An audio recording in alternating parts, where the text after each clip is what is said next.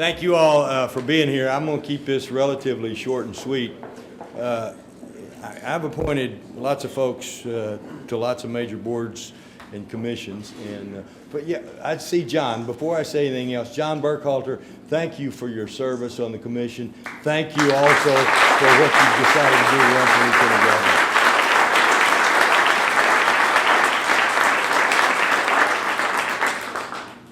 I'm really not sure about this particular position on the Highway Commission. You know, the Highway Commission is extremely sought after, as you all can imagine, and down through my 20 years in the Senate and then it's been AG. I mean, it's been considered, if not the #1 position, one of the top 1 or 2 that people aspire to serve on. But and you serve for 10 years. This is the third person I have appointed to this particular position. Hoofman wanted to get the heck off there. Now Burkhalter's gotten the heck off of there. So my new appointee may not last very long. I don't know. But what I started to say was that I've appointed a lot of commissioners, and we've had a history of a lot of commissioners, and they're usually more mature, seasoned, not nervous people. Today we got a young guy who's nervous as a cat, and I'm gonna tell you now, you don't need to take what he says today. You need to go back and ask him in a day or two after he calms down. But come up here, Frank. Frank Scott is here.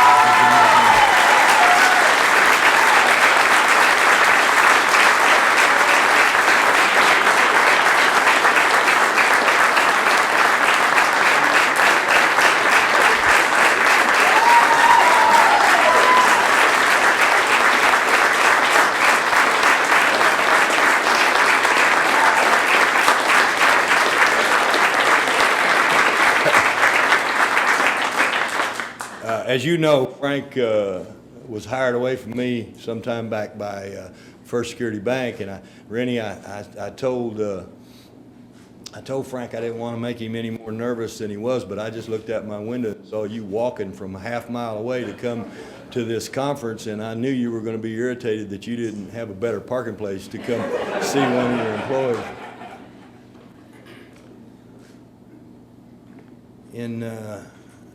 In 1974, Dale Bumpers appointed me to the ASU Board of Trustees.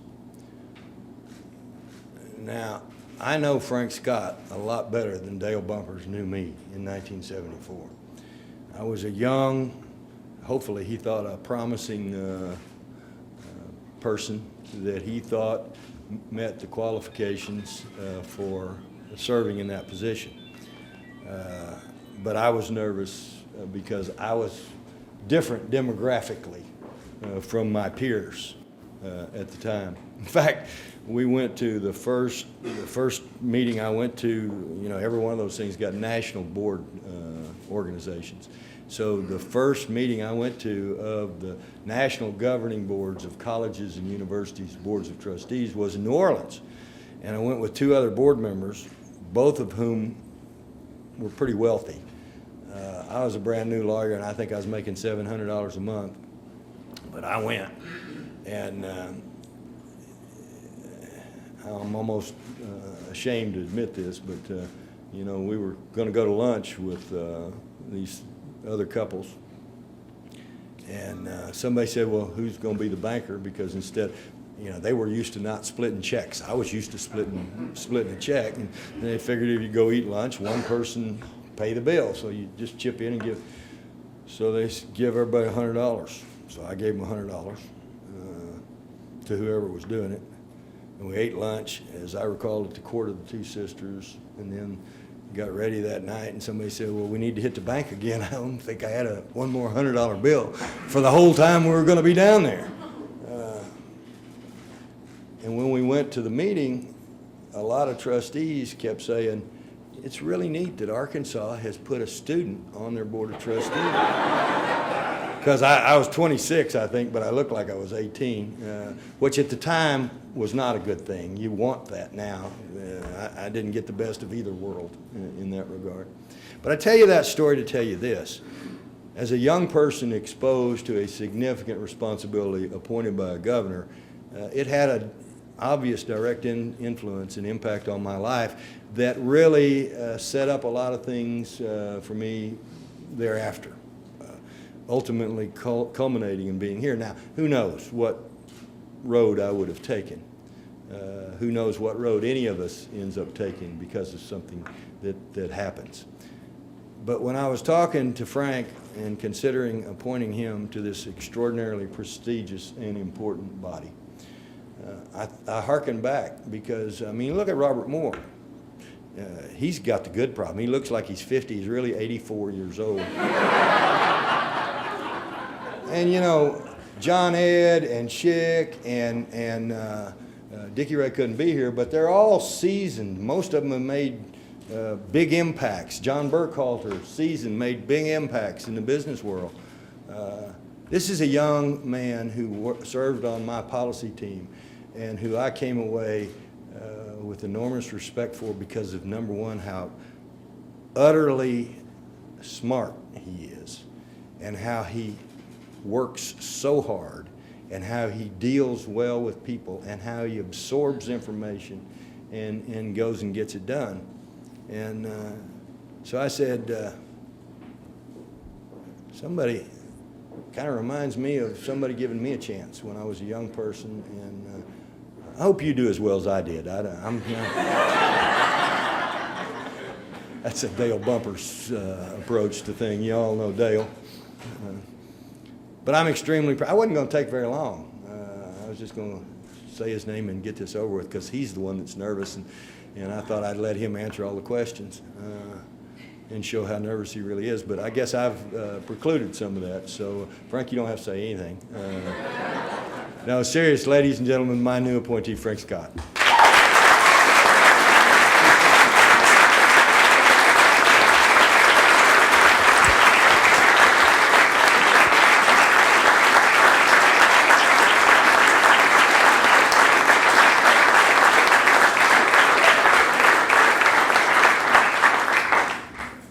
Governor Beebe,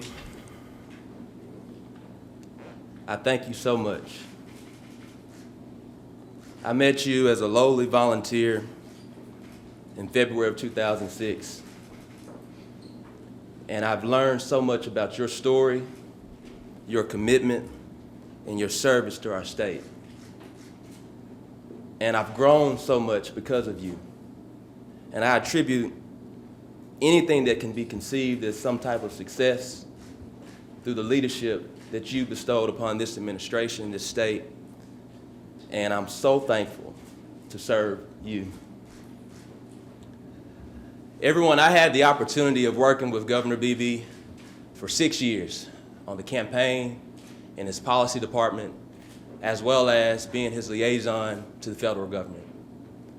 And what we have here today is not only the most popular governor in the United States of America, but we have a governor who's a true representation of Arkansas in his heart and his fabric.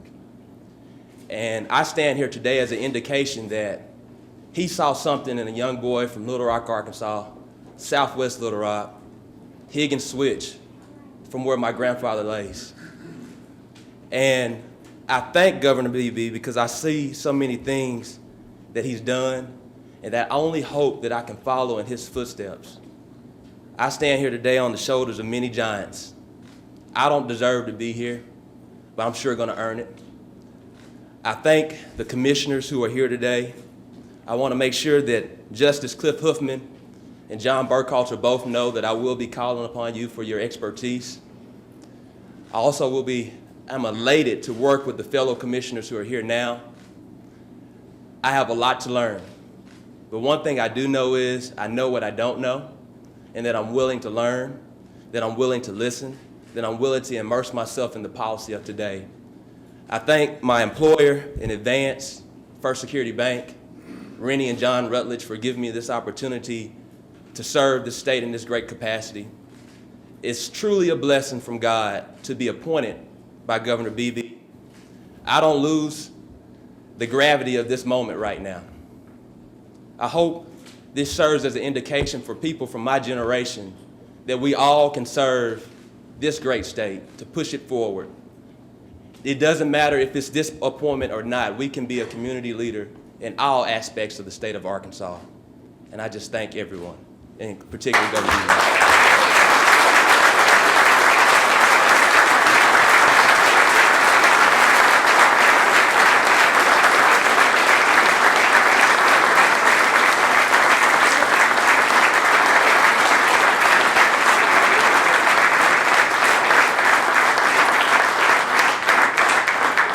For a guy that was nervous, he did pretty well.